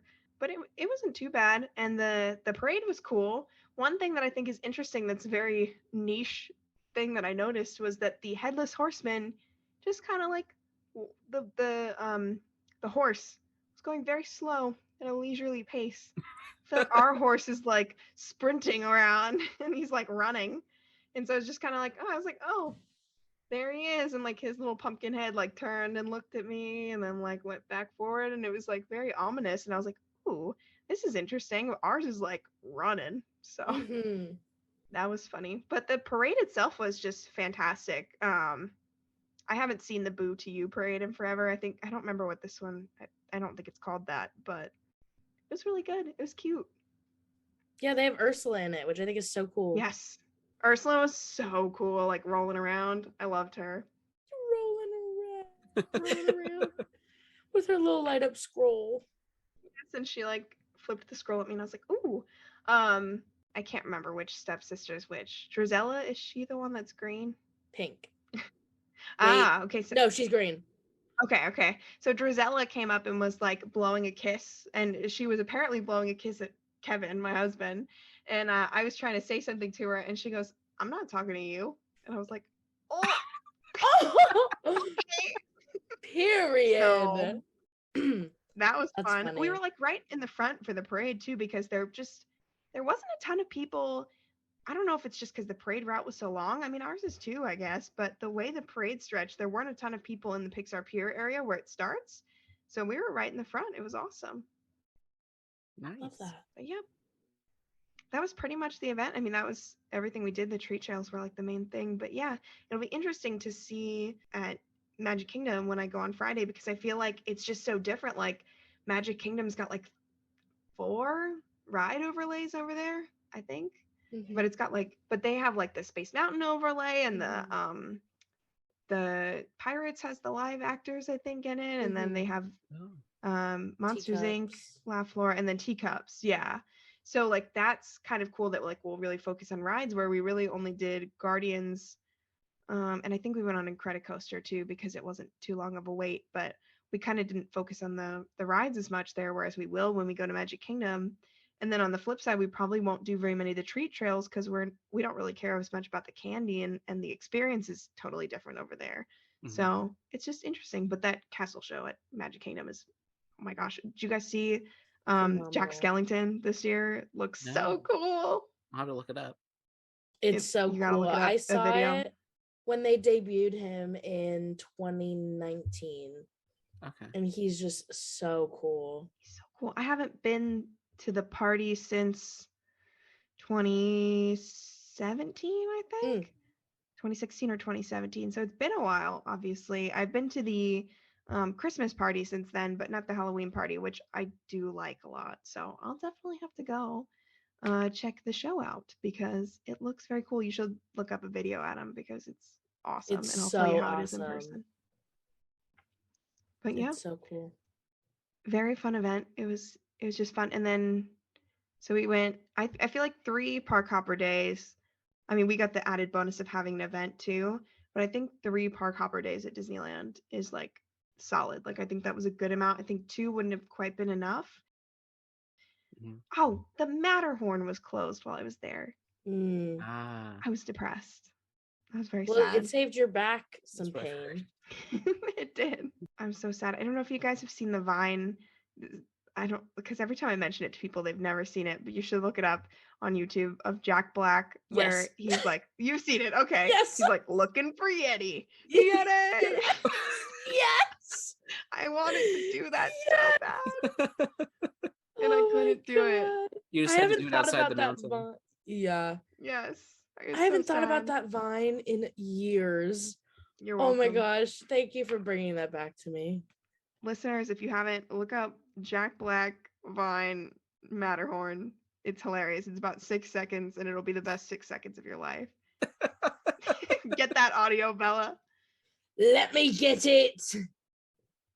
I'm going to YouTube. You really need the facial expressions for the full effect as well, but great video. But yeah, I was sad about that. And then obviously Toontown opens, I think, next year. And so I didn't get to do like Roger Rabbit. She found it. Looking for Yeti, baby. Yeti! That was me. Yeti! Hilarious. Oh, it was so funny. So I wanted that to be me, but also I heard that their runaway railway that they're getting is going to be different from ours. Yes, I think it looks so cool. I love it. Sleek. That's going to be so ours cool. still uses the Grauman Chinese Theater facade and interior, but they're basically building a whole new. I mean, I don't think it's replacing anything. I think they're just, or if it is, it was like an old meet and greet or something. So they're basically starting from the ground up. And it's going to be themed to something called the El Capitan Theater, so of the El Capitan. And their queue, just in the pictures and whatever they showed from D23, like, it's a glow up. It's a glow up from ours. I love ours. Runaway Railway is my favorite ride at Hollywood Studios, and the Disneyland version looks even better. I don't know if they're doing any differences with the actual ride. I doubt it, but the queue experience is going to be completely different, and it looks delectable. I am proposing this now. Start saving up now, Adam and Bella, because we should do a 70th. Is the 70th coming up in a couple years? We should do a 70th Disneyland trip and go to Disneyland for a couple days for their 70th anniversary. Yes, because let's do it. There will be so many new things. Is like start putting your pennies together and then Wonderful. Okay, start saving. We will have a whole episode about it. Keep listening to us for years. We'll still be here and we will be doing that. How many years Mark is my that? Words. I forget what year Disneyland opened. I should know that, being on a theme park podcast this long. Okay, I'm not. It's 55. 1955 is when it opened, so 70 would be in 3 years. 3 years. All right. So we have to do this podcast for at least 3 more years. And you guys better save up to go. I mean, the first 3 years of this channel just kind of flew by, so I'm sure the next 3 will be in a blink. 3 years. That's so crazy. It's I mean, that's the thing about Disneyland, not to get off topic from Oogie Boogie and Not So Scary and stuff, but like, not only, I mentioned earlier, like, it feels from the outside looking in more complete, but you get like 2 of the best Hollywood Studios attractions there next year with Galaxy's Edge. You get Rise, you get Falcon, you're gonna get Runaway Railway, I guess 4 because you get Star Tours as well, along with your Magic Kingdom classics, along with your Epcot classic Soarin', even though it started at California Adventure. A lot of people say Indiana Jones is the better version between that and Dinosaur. Like, it feels like an all-star park in some ways, but I maybe have a different opinion on Dinosaur versus Indy. But like, it's just wild to me that you can have like that variety of attraction, or I don't know how various it, but from the outside it seems various. Oh yeah. And also have them be heavy hitters too. compared to here, like, are we gonna ride Astro Orbiter, Aladdin, or Dumbo today? Or we're gonna get Triceratops spin at Animal Kingdom, you know? Yeah, it's just like, I feel like the attractions there were so solid. Like, most of the, like, you know, all my favorite attractions that I went on there are, I mean, I haven't done a top list of Disney attractions I've done between the 2 coasts, but a lot of them would be in my top 10, like probably more of them from there than we have here. I think I was talking to Kevin about this and I was like, you know, I feel like the main thing that would be different for me, like the main thing I really like about Magic Kingdom, or, you know, Disney World versus Disneyland California, is Epcot. Like we were like, is the food better at Disney World or do we just have Epcot? I don't know. I feel like between like Magic Kingdom and Disneyland, it was about the same, like solid, you know, like they both had their ups and downs for restaurants. And then California Adventure has way better food than if we're comparing it to Hollywood, which it's not a comparison. It's a way better park than Hollywood. But, you know, they it's have got the same vibe. They got the tacos. They got the birria tacos were so good. Award wieners. I need them in my life so bad, just like I need the corn dog with the pickle. Like, they got sorry I better didn't food. try that for you. No, it's fine. They had like a lot of really, really good food there. But then like, I mean, if we're including Epcot, then of course we win because Epcot is delicious. So, I feel like we have a good variety of parks between like all four of them, but their parks that they have are just so solid. And I'm going to go back to Indiana Jones really quick because when I went in 2016, Indiana Jones was my favorite ride. But now all of my favorite rides that topped it are ones that weren't there when I went in 2016. So like Guardians and Haunted Mansion Holiday wasn't there at the time that I went. Incredicoaster didn't exist yet. So, I really liked Indiana Jones and it was one of my favorites. And I don't think I went on Mr. Toad that time because that was also one of my favorites this time. It was so good.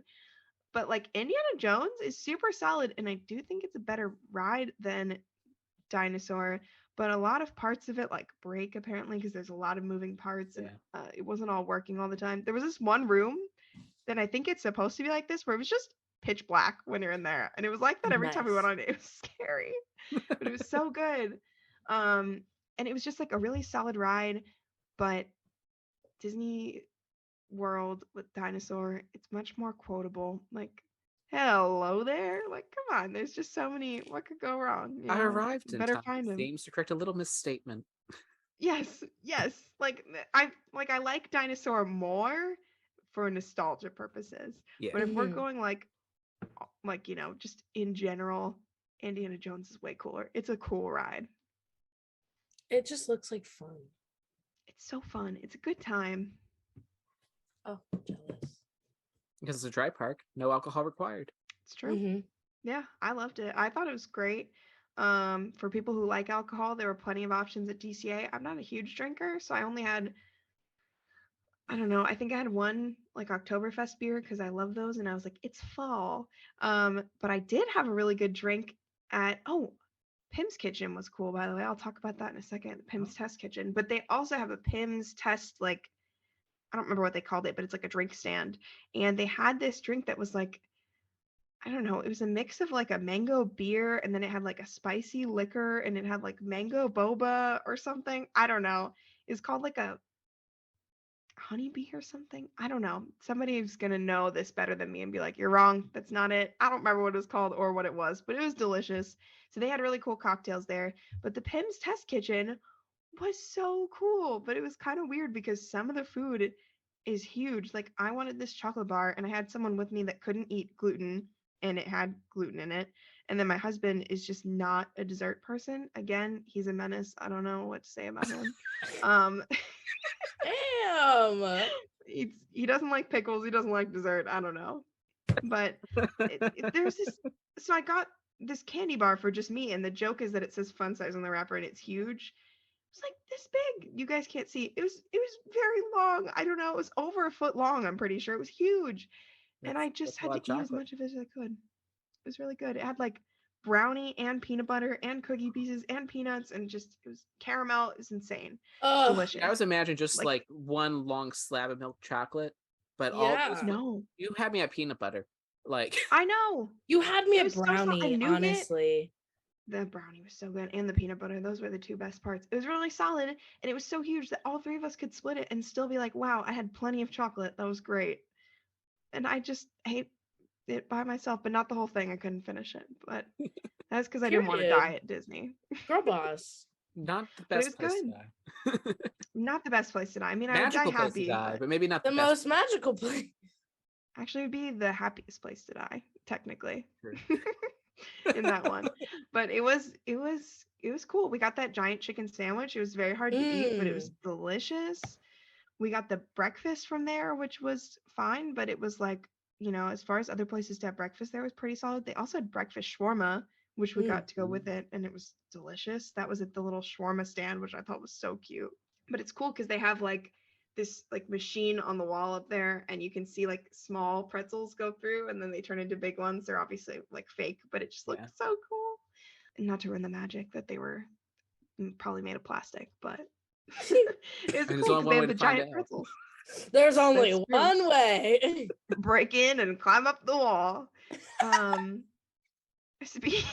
speaking of climbing on walls, transition. Um, worst ride at Disneyland was Web slingers. probably the web slingers. Of the ones I went on, I didn't go on every single ride, but it was fine. It'd be fun to go on like with a bunch of friends and compete. So that we can let the listeners know which one of us won when we go. But it hurts because you're just going like this over and over, and you're like over and over. This guy, it was just me, Kevin, and like a dad and his kids and wife were on the other side of the vehicle. And you're in like a square, and it's 4 people per row, and then there's screens on like either side, kind of like how they do Midway Mania, Toy yes, Story. thank you. Yeah, Toy Story Mania. And but the ride vehicles are more square, so you can't see the other people around you. But you're just like flinging your arms back and forth. There's nothing on them unless you buy the fancy gear where you can like do more things with it. I don't know. I wasn't into it enough for that, clearly. But this dad kicked our butts.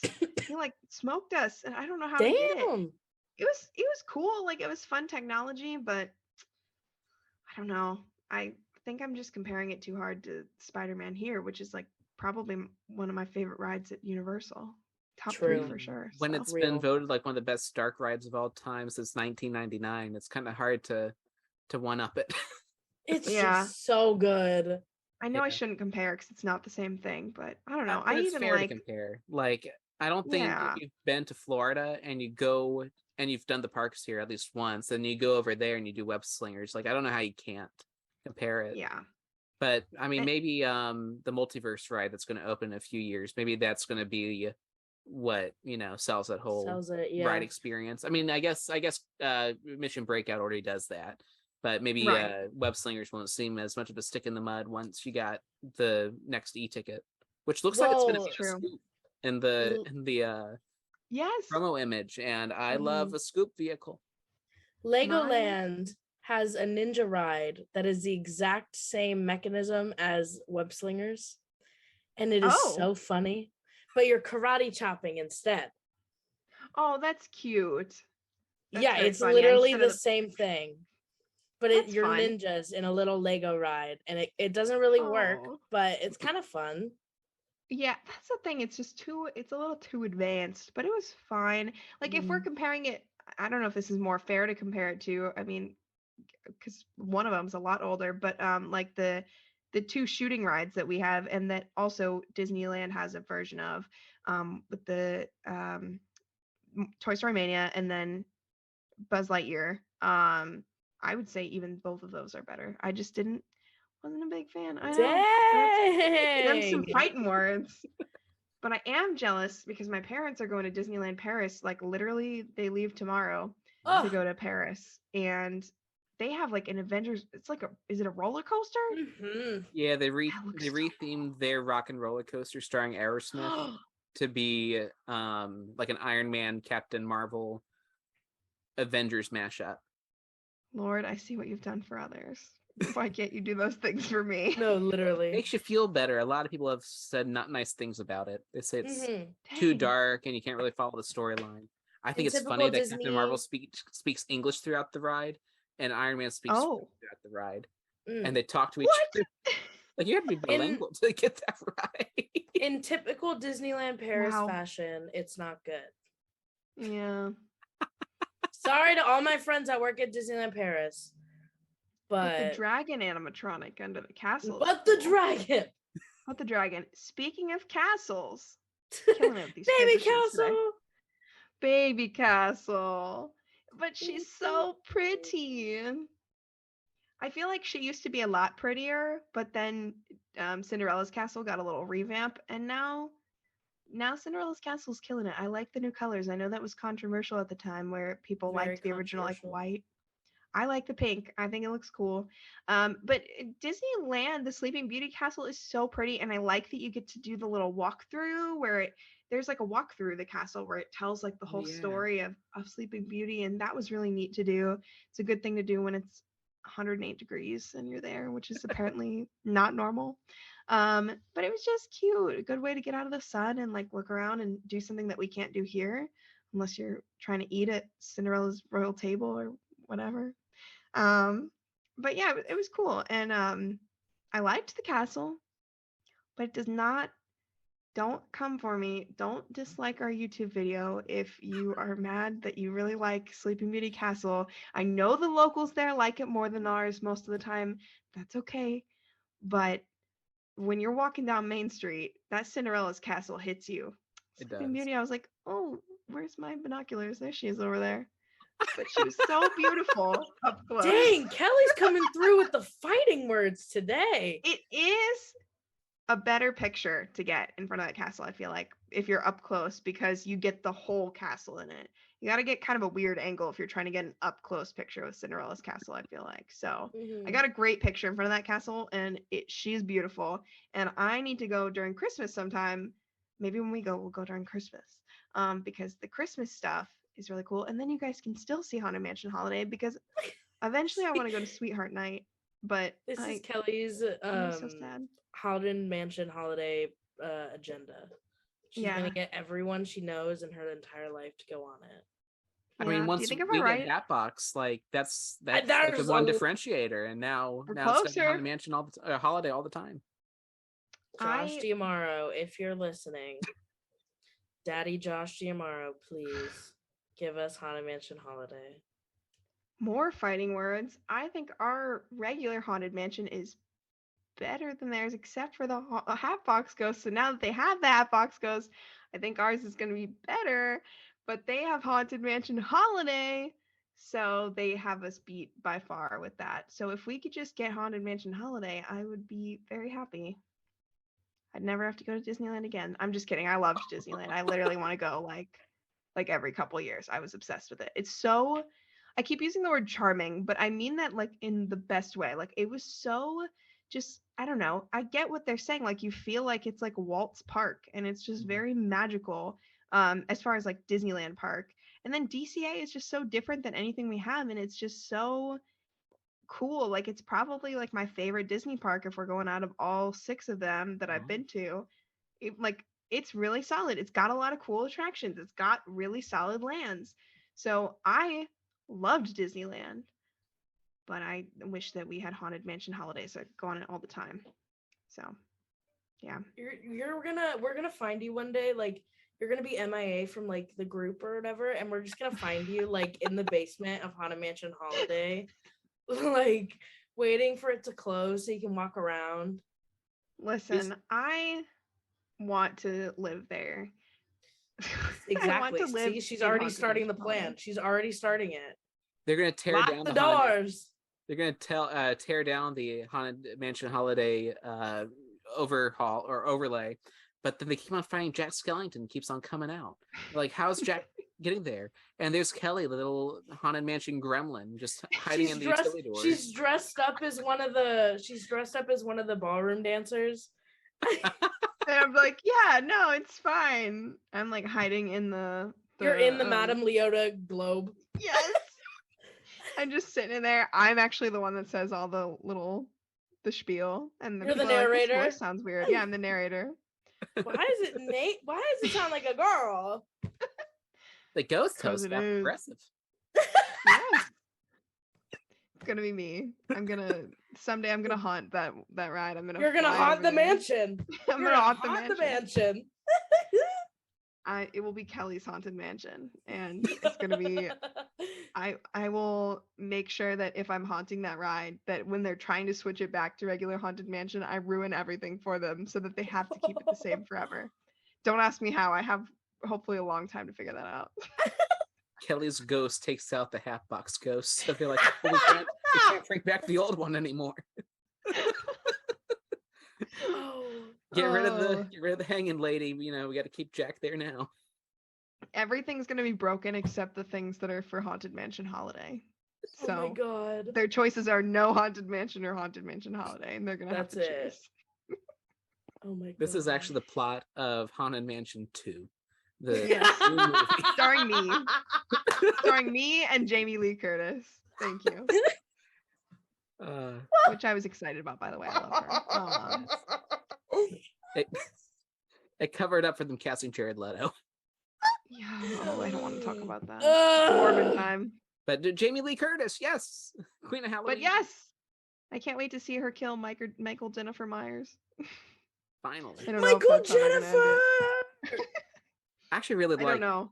I actually liked Halloween Kills quite a bit. I was surprised. Yeah, it was fun. I liked it. Yeah. I'm excited for Halloween Ends. Mm-hmm. But Yeah. anyway, I need to watch it. go on Haunted Mansion Holiday. So now we have to go either during Halloween or Christmas when we go for the 70th anniversary, which we are doing. It's going in the calendar. I'm making note. We're going. Oh my god. Save I'm up your ready. money. But How many years do we have? 30? excited. 3.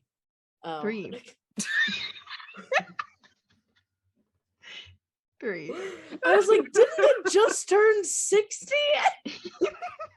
30 more years. 30 more years. But you know, I'm if ready you for guys, 3. If you guys are down to go to the 100th, we can go there in 30 years. 33 years. I'm down. It's Let's in my go. calendar. Will podcasts be a thing in 33 years? So I guess we'll see. We're just gonna be like don't know. sonically implanted into people's brains, Yeah. like a microchip, but for podcasts. Maybe. Yeah, I feel like Elon Musk is already like on that. No, he has something in his little weird Yeah. brain of his. I know But I it's hope there, not. and it's it's up there with his little bald head. He's Well, bald, stay right? Yeah, he's tuned. bald. Actually, I don't know. Honestly, I only vaguely know what he looks like. I mean, I know what he looks like, but my brain can't remember if he has hair or not. I don't know. I don't try think not he to think about does. him it's too a half hard. and half thing. Yeah, he's weird. He is weird. This is Anyway. an Elon Musk hate account. Sorry. Yeah. Well, that Oh, that he's- tanked their ratings. There we go. We're in the He tries negatives to now. have hair. He We're in tries the his best. negative. The last views half now. hour, Kelly's like savage, savage, savage. The hard hitters this episode. I don't know. I've had too much caffeine today preparing for this, so this is what you guys get. Like Sorry. one ride Please, with the Tom Holland. It's like, nope. Okay. Oh my please, god. do not send any hate on my views to the podcast. Simply send them directly to me on Twitter, which I'll give you my handle later. Send it over to Killer Kells. Tell me that I suck, but be nice to the podcasters, please. I'm sorry that I have hot takes today. Oh my god. I'm Adam, just when kidding. did you Please put a don't send hat hate. on? I'm Have you very had a hat sensitive. on this whole time? Yeah. Oh. I looked up Yes. and it was just like the visor part, and I was like, ugh, when did that happen? I mean, it's because we're having bad hair Magic. day today. I never have bad Oh. hair day, and I'm like, I Oh. don't know what's going on. Never have bad hair day. Period. Funny story about UCF hats that is not related to Disneyland but is related to theme parks. I went to Universal once and my dad was wearing a hat that said UCF on it, and there's a picture of me that I will find somewhere that he asked me to hold up like my hand like an O. I was talking to I didn't say who I was talking to. I was talking to the Green Goblin, and I love him. And he asked me to do that, and then he did like an 11 with a dash, and he was making fun of that our football team was doing really bad that year that I saw him. So my face in the picture is like very mad when I was realizing what he's doing. I was like, wow. Anyway, Green Goblin, love him. He's Love the him. best, but he's really mean and a bully. And a bully. What I thought of when I saw the UCF hat. Go Knights, charge on. Period. Anyway, Disneyland, I feel like there was something else I was gonna say. I don't know, but we'll maybe have a podcast for the 100th anniversary. We'll see. 33 years from now, will podcasts exist? I don't know. But we will definitely be going to the 70th. I'm calling it now. We have to go when you guys can see Haunted Mansion Holiday so you can see why I want to haunt it. It is the best ride that has ever existed in Disney ever. It's probably better than the Pirates in Shanghai, but I haven't been, so I don't know. But it's This really this podcast is just Kelley yelling about Haunted Mansion Holiday for the last however long we've been filming. good. Episode name, Kelley is the ghost of Haunted Mansion Holiday. That's Kelley the title. hosts Kelley haunts Haunted Mansion, not clickbait. I just gotta clip that out, and yeah. Not if that's so not funny. the title. In like the little stars, not clickbait, all caps. Hashtag emotional. Hashtag she cries. I did cry when I went there. It was very good. Exactly. It's very good. What's the TikTok sound that's like, I want to go to there? That's me every time I see a video of that ride. I want to love Good. something as much as Kelley loves Haunted Mansion Holiday. For real.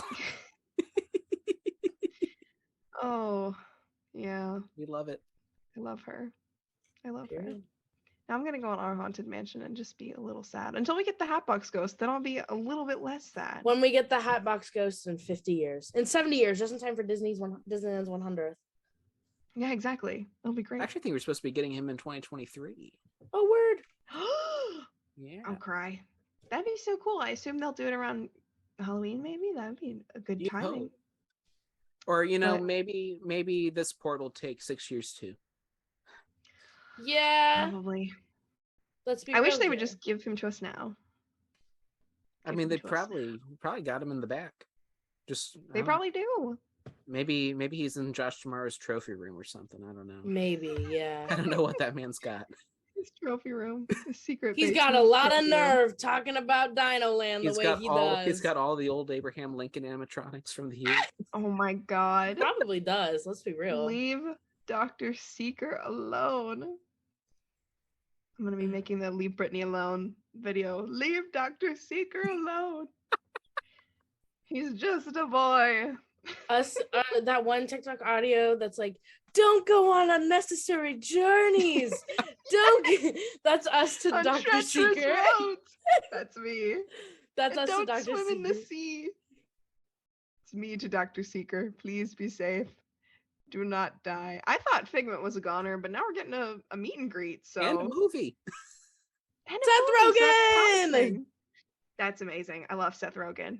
Me too. Love that man. He's so funny. That's not what I was gonna say, but that too. Oh, yeah. I think he's a beautiful, Adam beautiful man. covering his eyes. I'm sorry, Adam. I think he is one fine man. He's very handsome. Got a He's great laugh. funny. Yeah. He does have a great laugh. I can't do the laugh, but it's very good. I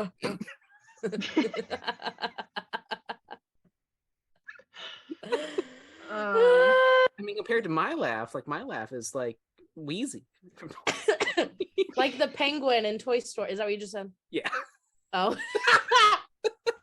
He is a penguin. I was like, is he a penguin? He is a penguin. Penguin. Speaking of things that I want to be faster, I want them to make that restaurant in Toy Story Land in our Oh park. yeah. Yeah. The barbecue place. I feel like they've been talking about that for like years. Where I is feel it? like it's not that hard to make a restaurant. I know. Come on, you guys got so much money and resources. Let's go. Give it to me. Maybe they're putting me it the in the restaurant. Ghost of Blizzard Beach. Oh god. It's like Ugh, we should be able to open it, but it's not working. Quick, take the dear God. Oh, and I can't tell you guys anything about the monorail because it was closed for severe weather the whole time I was there Oh. for being too hot. Oh, The monorail? Yes, it would open. I don't know why. It would open at night, but we never were going to that. It goes into Disneyland. Like it stops right by Tomorrowland, I think. I would see it. I could see it in the parks. It would move at night, but we weren't ever going into that park, when it was convenient to go on the monorail, because it's like towards the back of downtown Disney, and we stayed at Pixar Pier. Oh, I was going to talk about how cool it was to stay on property. I'll get into that really quick. But the entrances that we were able to use, it just didn't make sense to use the monorail at the time of night that it opened up. People were pretty upset about it though.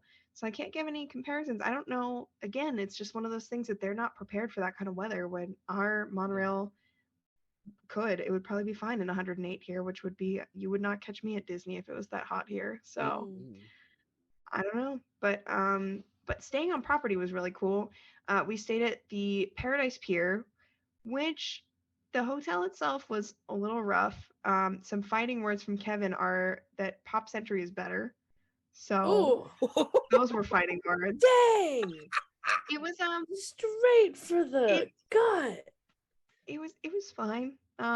I have a weird complaint that I wish there were stairs, because the elevator system, you had to like click what floor you wanted to go on and it would tell you which elevator to go to. And it was pretty quick if it was late at night. But like when we got there at 3 p.m. and everyone was checking in and there were strollers, which takes up the elevators are very small. So like it takes up like, most of the elevator, which is fine. But when you're trying to get on and then you got to go click the button again because you weren't able to get to your floor, it's kind of frustrating. So I didn't like that. But the hotel itself was cute, but there was a lot of construction and and it was pretty dated looking. So I feel like once it turns into Pixar Pier, it's going to be really cool. But the location was fantastic because it's across the street. You still have to cross the street, but you get your own entrance that's only for Paradise Pier guests, not Grand Californian Adventure, which I thought was interesting because it's actually like the gate for it is pretty much attached to California Adventure. So I thought it was kind of, I'm sorry, Grand Californian is what I was trying to say. The big hotel there. So it's basically attached to the Grand Californian, but they're technically not supposed to use that entrance, I guess. I don't know how well they enforce that, but it was a great entrance. It takes you right in the back of the pier inside of the park at DCA. Oh, so wow. like it was awesome because you're right in the park that way instead of going through the front and going through the long line. There was never a line there because it's just pier hotel guests. So that was cool. I thought that the pier was going to be like behind the hotel. I didn't realize you'd have to cross the street. But that crossing of the street was where I saw both Tim Tracker and Dan Povenmire. So I guess it was a good thing. I don't know. But yeah, so like, I don't know, that entrance was great. And then for the other entrance, you were able to go through the Grand Californian no matter which hotel you were staying at. And then they had like an entrance into downtown Disney. So you could go into downtown Disney, and then it was so far into downtown Disney that you were really close to the two parks, because downtown Disney is literally here, and then here's one park and here's the other park, and you can walk between all of it in like minutes. It's insane compared to ours where you have to drive to everything. So that was really cool. But yeah, I mean, Grand Californian was beautiful. I would love to stay there. It gave me like Wilderness Lodge vibes, but I don't know. It was just like kind of grander, I guess, to quote the name of the hotel. Very different from Grand Floridian. I can't even compare them. They're just very different, but it looked really cool. If I ever have enough money to stay there, I totally would. But I think Pixar Pier will be really cute because that hotel needs like a little bit of an update. I didn't really go to Disneyland Hotel. I didn't really like the location of it because it's like all the way at the front of the downtown Disney, but it's close to the monorail if that's something that you want to do when you're on your trip, for the listeners. But the pool was really cool because they had like a monorail themed slide, and then they had a Trader Sam's there, and we went to Trader Sam's at one point, which was nice. Nice. Because I love the one here. Yeah. So anyway, staying on property, highly recommend, because we were going to stay at a Motel 8 just because it was super cheap, or Super 8 that was like right down the street. And it's very close if you have a car or if you want to take an Uber, but it would be like still quite a bit of a walk. So being able to walk to the parks was like so nice and convenient. And I definitely recommend Paradise Pier for convenient location. But if you got the money for Grand Californian, it was beautiful. It was so pretty. Very cool. Slay. Well, Kelley, thank you for giving us your trip report, sharing everything about Oogie Boogie and Disneyland and your experience and all the fun times you've had. We'll definitely be there on the 70th for sure. Yeah. No, I had a lot of fun listening to your stories. You went on for 2 hours, which is amazing. Like, I don't think you broke a sweat. I think you could still go for like 3 more. I probably could. You guys, if you made it this far through, I really appreciate all of you for listening to me talk that much. And if anyone has any questions, definitely feel free to comment on the video if you're listening on YouTube, or to DM us or me on Twitter, and I will totally answer more questions, because I could talk about this forever, especially Haunted Mansion Holiday. I'll give you a full synopsis if you want. Oh my god. Patreon exclusive. That reminds me, this podcast is brought to you by our patrons, Landon, Knoke, and Jonathan Edewaard. Thank you so much for your support. If you want to support us on Patreon, go to patreon.com/themeparkworkshop. We put these episodes out at least a day early. because of Hurricane Ian, the last one got out 2 days early, so you never know. It'll at least be out a day early, and I try to put out different perks on there as well. Yeah. Yay. So, Yay. Kelley, just to recap, where can the people find you? Yes, you can find me on Twitter at killer_Kells with an S. You can find me on Instagram at Kelley D. Hoffman, and I've got 2 E's in my name, Kelley. And then I guess I've been kind of getting some traction on TikTok with my Disney videos, so maybe I'll post more of them on there. But you can find me at killer_Kells, but for some reason I have a Z on TikTok instead of an S. Oh my goodness. Nice. Bella, where can the people find you? On Instagram, you can find me at Flynn Rider's Nose. And then on Twitter, I'm at Bella Harvey with 2 Y's. And at the bio at my Instagram, it's a link to all of my other social media platforms like TikTok, things like that. So if you ever wanted to find me there. Awesome. And you can find me at AdamJ_film on Twitter. Follow the show on Twitter at Workshop TP and on the Instagrams at Theme Park Workshop. I think I covered everything. Thank you both for joining me again. And thank you all for listening. We'll see you next time. Bye. See you later.